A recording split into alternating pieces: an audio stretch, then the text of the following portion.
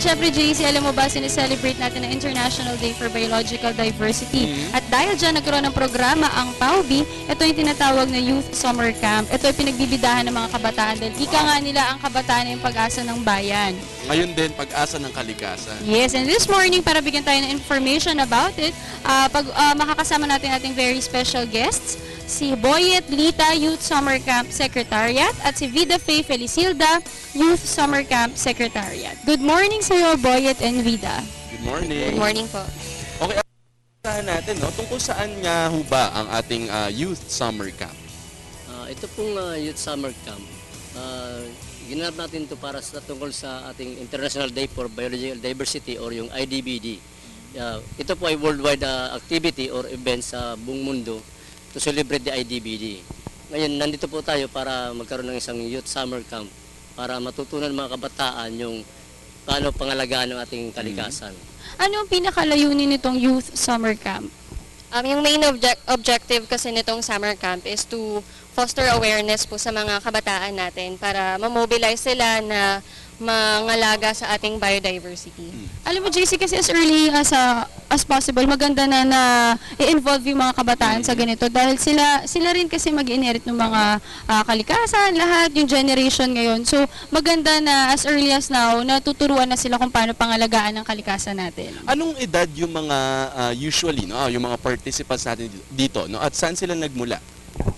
Yung participants namin, mga 12 to 16 years old, high school students from Navotas, Quezon City, Caloocan, and Makati. Mga public high schools. Paano sila pinili? Pinili sila through DepEd, nakipag-coordinate kami with DepEd, tapos sila ang nag-disseminate ng information sa mga sa mga selected public high schools. So, 12 to 16 years old, no? Nung ganong edad ka ba, Dayan, may ginagawa ka na para sa kalikasan? Nung high school ako, part ako ng Metamorphosis Club. Wow, So, more of Metamorphosis science Club. tayo. Medyo active ako. Anong ginagawa niyo? Binabantayan niyo yung mga butterflies? Yes. Okay, o sige. Alright. Then, let's move on, JC. Tapos Tama. naman, tanungin naman natin, besides na sa pag-create ng awareness sa mga kabataan, ano pa ang layunin o bakit ginawa ba itong programang ito? Opo, ang gusto ko namin may parte sa kabataan and then sana yung may natutunan nila dito, sana i-re-echo nila sa mga kasama nila na hindi nakasama this camp na to. May parte natin. JC, this is from May 21 to 23 Right. naganap yung ano. Ano ang mga nangyari? Ano yung mga activities na ginawa ng mga bata?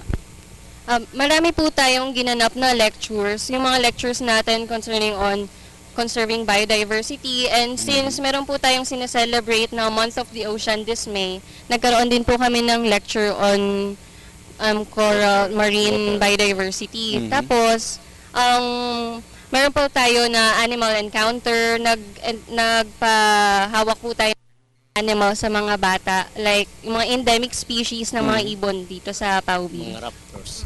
Actually, iniisip ko nga, Dayan, ano nga ba yung pwedeng magawa ng isang 12 years old to 16 years old para sa kalikasan? Kasi ang na-imagine ko lang, maglinis ng bakuran, wag mag-ano. Baka meron pa, na Well, mas I believe maganda siguro nagkaroon ng workshops or seminars kung saan tuturuan sila. ng mga pwede nilang gawin. Opo, kagaya nga po nasabi ni Vida na yung tungkol sa mga encounter ng mga wildlife, siguro malalaman nila na gaano kahalaga yung isang wildlife. Anong naitutulong sa atin ng mga wildlife natin. Siguro naturuan din sila kung paano mag-recycle, biodegradable and non-biodegradable. Kasama rin po yun dito sa aming activity. Ang isa pa is to protect and conserve our biodiversity. Ang isa sa mga pangunahin na objective ng camp na to. May mga special guests ba na dumating? Opo, meron po tayong guest kahapon. Pinapunta po namin si Mr. Noel Cabangon para po mag-render ng songs about environment conservation. And nag-invite din po tayo ng isang band, indigenous band, na gumagamit po ng mga bamboo instruments, mga indigenous Filipino instruments dito sa Pilipinas. Okay, so nagkaroon din sila ng musical dito, musical activity. Parang tinatawag namin as biojam. Biojam. Mga bata. So nakakatuwa talaga itong event na to dahil balita ko, bukod sa marami silang natutunan, ito ay free. Libre. Yes. All expenses paid by the dun sa organizer. So nakakatuwa. Kamusta naman yung experience so far? Medyo nakakapagod sa paghanda ng activities na to. Pero masaya sapagkat naiparating ng aming opisina yung gusto namin iparte sa kabataan na sana maging katuwang namin sila sa pangangalaga ng kalikasan. So bukas mag-e-end ang ating event. Today. Today Today na ito. mag-e-end. Today na pala. This is Hindi ka na 3 days na po nakahabol. ito. Hindi na ako nakahabol, no? 2 Habol nights pa and sana 3 ako. days po 2 yung nights and activity 3 namin. days. Actually, gusto ni JC sumali, kaya lang hindi na pwede yung age na. Mhm. Pero So alam nyo, siguro baka sana may other program sila para sa atin, yung mga edad natin, para di sa ba? mga, ay hindi, magkaiba ata tayong edad. Ay, JC, Biro grabe. lang. Okay, sige. Meron ba kayong mga programs or projects na, syempre hindi lang din sa kabataan, kundi para rin sa amin, para at least makatulong Young kami in our own little adults, way.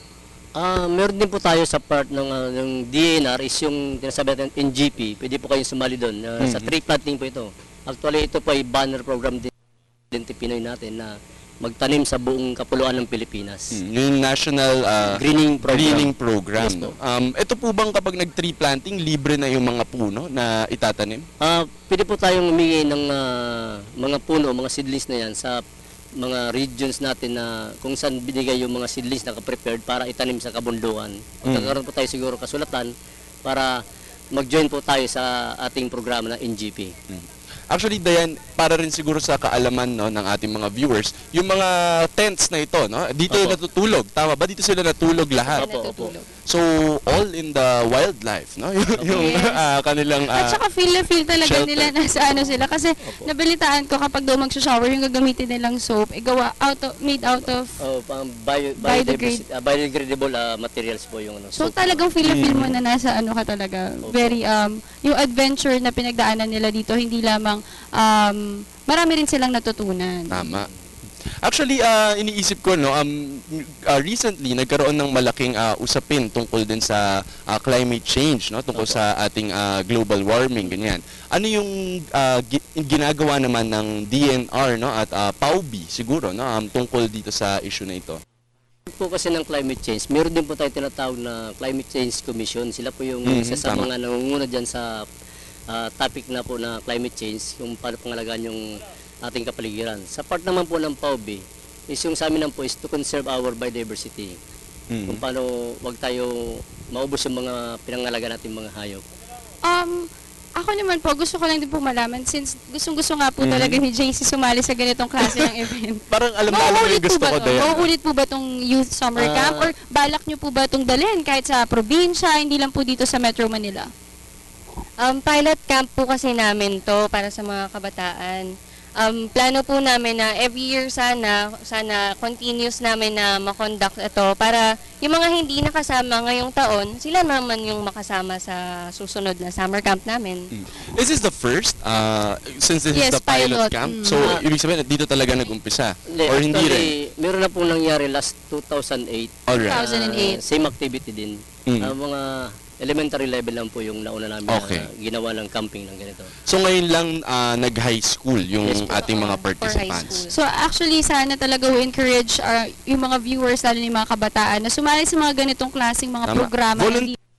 Yes. Volunteers. Kasi hindi lamang sila magkakaroon ng adventure, kundi marami silang matututunan kung paano nila alagaan at pangangalagaan yung kalikasan. Siyempre, para rin naman sa kanila yun at para sa lahat. Tsaka total summer naman, no? Para sa Wala ating silang ginagawa, mga walang kabataan. pasok. Kaysa yung mabulok kayo sa bahay, di ba? At syempre, para ma-share din nila yung experience na yun sa mga classmates nila. Tama, Ikaw oo. pa ang bida doon. Ikaw pa ang bida sa mga kwento, no? Okay, Vida and Boy, at pasensya na, no? Ang dami nating gustong pagkwentuhan, pero siguro meron lang sana tayong final message, no, para sa ating mga viewers tungkol siguro rin sa kahalagahan, no, ng biodiversity sa Pilipinas.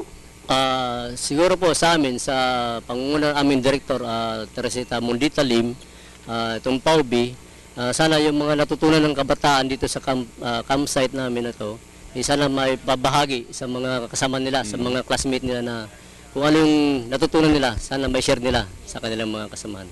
Okay, Vida? Tas in connection po with that, sana po mas marami pa pong mga kabataan natin ang maengganyo na sumali sa aming mga activities dito sa PAUB para po mapangalagaan natin ang kalikasan, para po ma-sustain natin yung biodiversity dito sa Pilipinas. Thank Alam you so mo, much. Dayan, si Vida ay anak pala no ni Miss Virgie mula sa PTV. Hi, Red. Miss Virgie. Hi kay Miss Virgie. Okay. Hi. Hi din Morning mula po. kay Kuya Boyet. Ngayon naman, maraming salamat no Vida and Boy sa inyong pagbabahagi at napakaraming natutunan sigurado kami ang kabataan na nag-participate dito sa inyong youth summer camp.